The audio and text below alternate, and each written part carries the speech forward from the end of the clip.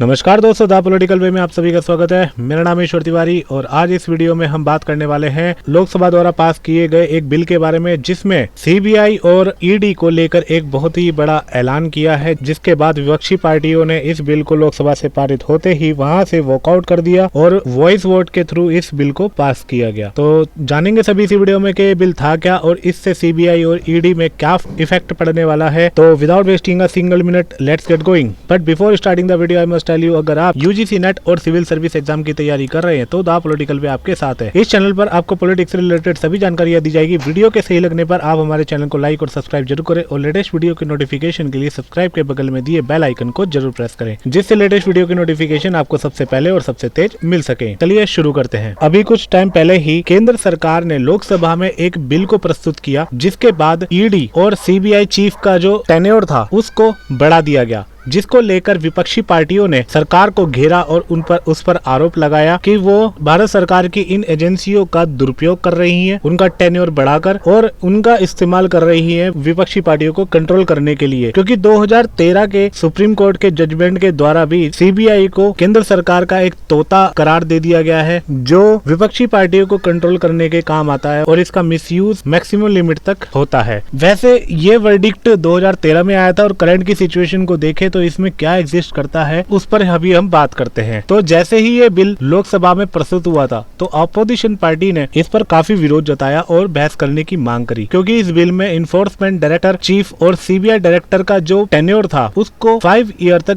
बढ़ा दिया गया था। पहले ये जो टेन्योर था वो 2 साल तक था। ये जो बिल था इसको पिछले महीने पास हुए एक ऑर्डिनेंस से चेंज किया है। आपको याद होगा कि पिछले महीने सरकार ने ईडी के टेन्योर को बढ़ाने के लिए सेक्शन 25 में एक ऑर्डिनेंस पास किया था, जिससे ईडी के डायरेक्टर के टेन्योर को 1 साल तक और बढ़ाया गया था। उसी बिल को अमेंडमेंट करके और उसको रिप्लेस करके ये बिल लोकसभा में प्रस्तुत किया गया, जिसके बाद विपक्षी पार्टियां सरकार की इस हरकत से नाराज हो गई और उन्होंने लोकसभा से वॉकआउट करना शुरू कर दिया। लेकिन होना क्या था, ये जो दोनों बिल थे इनको वॉइस वोट के जरिए लोकसभा से पास कर दिया गया। अब इसको राज्यसभा भेजा जाएगा और फिर प्रेसिडेंट की कंसेंट के लिए भेजा जाएगा और after the consent it will be enforced as a law. हालांकि विपक्षी एमपीज हैं, मेंबर ऑफ पार्लियामेंट, उन्होंने सरकार के इस विंटर सेशन ऑफ पार्लियामेंट पर आरोप लगाए हैं कि सरकार ने अपने अधिकारों का मिसयूज करते हुए ईडी और सीबीआई पद को एक्सटेंड किया है, जिससे वो उसका मिसयूज कर सके विपक्षी पार्टियों के खिलाफ। और ये कंट्रोवर्सी ईडी के जो चीफ थे एसके मिश्रा को लेकर तो बहुत ही पहले से चली आ रही है, क्योंकि एसके मिश्रा को 2018 में ईडी का चीफ बनाया गया था। जिस समय उनको चीफ बनाया गया था तो उनकी लिमिट थी 2 साल, लेकिन नवंबर 2020 में जैसे ही उनका कार्यकाल खत्म हुआ तो सरकार ने उनका टेन्योर 1 साल के लिए और बढ़ा दिया अंडर दी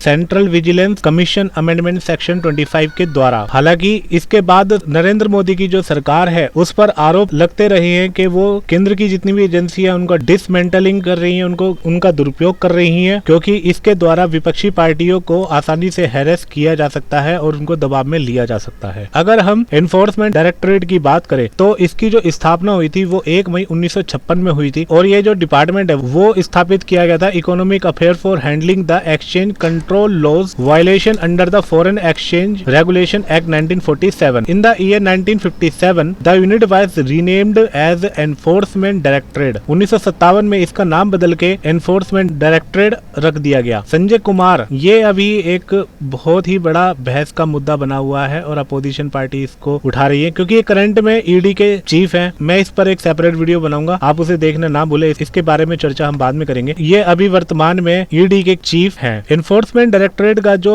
काम होता है वो जनरली जितने भी आर्थिक कानून होते हैं उनको लागू करना होता है। Specialised financial investigation agency under the department of revenue, राजस्व विभाग के अंतर्गत ये एक आर्थिक एजेंसी होती है और ये काम करती है मिनिस्ट्री ऑफ फाइनेंस और द गवर्नमेंट ऑफ इंडिया के अंडर में। इसका जो काम होता है वो होता है enforcing the law and fighting the economic crime और इन इंडिया। इसका जो मुख्य काम होता है वो होता है इकोनॉमिक लॉ को लागू करना और इकोनॉमिक टेररिज्म, इकोनॉमिक क्राइम को कम करना। वैसे तो ये बहुत ज्यादा वास्ट बॉडी है, क्योंकि इसको जो अधिकार दिए गए हैं, जहाँ तक इसकी सीमाएं काम करती हैं, उसमें आता है 4 foreign exchange amendment act 1999, prevention of money laundering act 2002 and anti corruption phenomenon. मतलब जितने भी 3 मुख्य काम हैं ये ईडी के अंडर में आते हैं। और इसके जो करंट सचिव है वो संजय कुमार मिश्रा हैं और वो एक IRS अधिकारी भी है, इंडियन रेवेन्यू सर्विस के अधिकारी हैं। आगे हम बात करें तो नेक्स्ट आता है हमारा CBI। CBI का पूरा नाम होता है सेंट्रल ब्यूरो ऑफ इन्वेस्टिगेशन। इसके 3 मेजर स्लोगन पहला होता है इंडस्ट्री मतलब दृढ़ निश्चय, इम्पार्शियलिटी मतलब नैतिकता और इंटीग्रिटी मतलब एकात्मकता। वैसे सेंट्रल ब्यूरो ऑफ इन्वेस्टिगेशन की जो स्थापना करी गई थी वो 1942 में स्पेशल पुलिस SPE मतलब स्पेशल पुलिस एस्टेब्लिशमेंट एक्ट के द्वारा की गई थी। इसमें जो करंट में एम्प्लॉय की जो संख्या है वो 7274 है और एक्चुअल में इस एजेंसी में लोग काम करते हैं वो है 5685। मतलब 1589 लोग अभी भी CBI को चाहिए काम करने के लिए, क्योंकि इसके ऊपर काम का जो बोझ है वो सबसे ज्यादा ही रहता है, क्योंकि इसमें जो पेंडिंग केसों की संख्या है वो सबसे ज्यादा रहती है। और इसके एनुअल बजट की बात करें तो $106.5 मिलियन इसका पूरे साल का बजट है। इसके जो अभी करंट में एग्जीक्यूटिव हेड है सुबोध कुमार जायसवाल, जो इंडियन पुलिस सर्विस से बिलोंग करते हैं। अब बात करें सेंट्रल ब्यूरो ऑफ इन्वेस्टिगेशन की, तो ये एक प्राइमरी इन्वेस्टिगेशन एजेंसी है भारत की, भारत सरकार की, और ये ऑपरेट करती है जुडिक्शन of the ministry of personnel public grievance and pension के अंडर में। जब शुरुआत में इसकी स्थापना करी गई थी तो इसका जो मुख्य काम था वो था रिश्वत और सरकारी कार्यालयों में भ्रष्टाचार को खत्म करना और उनकी इन्वेस्टिगेशन करना। और इसकी जो स्थापना थी वो होम मिनिस्ट्री के एक रिजोल्यूशन के द्वारा 1 अप्रैल 1963 में इसकी स्थापना की गई। 1965 में इसको व्यापक अधिकार दे दिए गए, मतलब इसके जो इतने भी अधिकार क्षेत्र थे उनको एनलार्ज कर दिया गया, बढ़ा दिया गया, जिसके द्वारा वो मल्टी स्टेट ऑर्गेनाइजेशन क्राइम को भी होल्ड करने लग गई और मल्टी एजेंसी और इंटरनेशनल केस को भी देखने लग गई। मतलब ये सारे डिपार्टमेंट भी CBI के अंडर में आने लग गए। इतना ही नहीं, ये जो एजेंसी थी इसके अंदर में सेवरल इकोनॉमिक क्राइम भी आने लग गए, स्पेशल क्राइम और case corruption and other case भी इसमें जुड़ गए, क्योंकि इसका जो फॉर्मेशन था वो अमेरिकन एजेंसी FBI के बेस्ड पर किया गया था। जैसे अमेरिका में 200 ऑब्जेक्ट पर बेस्ड FBI का गठन किया गया है, वो 200 ऑब्जेक्ट पर इन्वेस्टिगेशन कर सकती है ऑल ओवर अमेरिका में। उसी के बिहाफ पर central bureau of investigation CBI का गठन भारत में किया गया एक रिजोल्यूशन के द्वारा, जो भारत में ये सारे डिपार्टमेंट को हैंडल करती है और उनको देखरेख करती है। इतना ही नहीं, CBI एक ऐसी संस्थान है जिसको राइट टू इंफॉर्मेशन एक्ट से भी बाहर रखा गया है। मतलब कोई भी व्यक्ति CBI में राइट टू इंफॉर्मेशन एक्ट के द्वारा कोई भी जानकारी